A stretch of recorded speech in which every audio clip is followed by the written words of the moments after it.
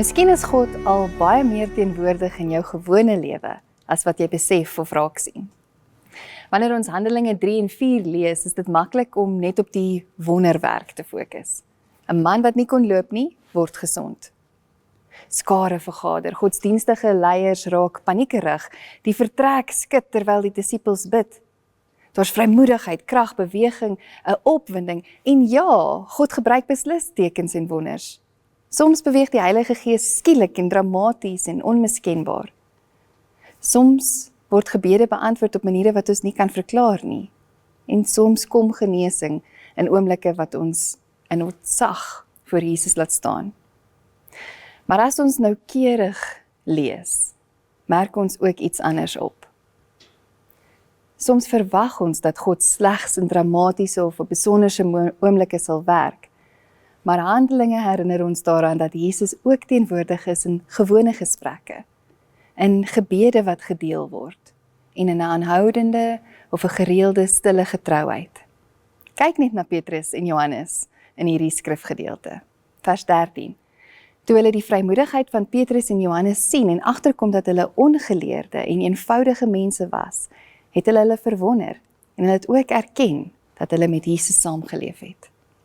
Petrus praat, Johannes staan langs hom, dis nou alles na die wonderwerk, en die gelowiges bid saam, soos wat hulle hoor wat gebeur het en dat die disippels kon getuig. Die disippels keer terug na hulle gemeenskap en hulle vertel van wat God gedoen het. Mense bemoedig mekaar, hoop begin terugkeer, vrees los stadig sy greep. Keer op keer werk God nie net deur wonderwerke nie, maar deur die alledaagse ontmoetings, deur gesprekke, deur oomblikke, deur saam bid, deur die stille bewys dat Jesus nog steeds teenwoordig is tussen sy mense. Miskien is dit veral vandag vir ons belangrik, omdat baie van ons die werk van God miskyk, wanneer dit nie dramaties genoeg lyk nie.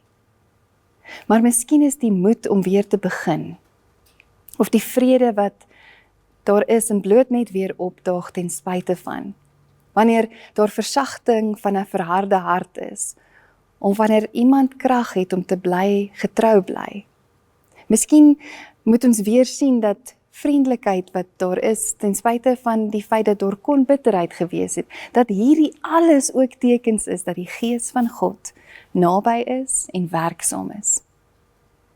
So hoe sou dit vandag wees om die teenwoordigheid van die Heilige Gees op te merk, bloot in die gesprek oor koffie, of in die feit dat jy nou kan jammer sê, of in die stilte van 'n gewone dag. Al hierdie momente is deel van jou verhaal.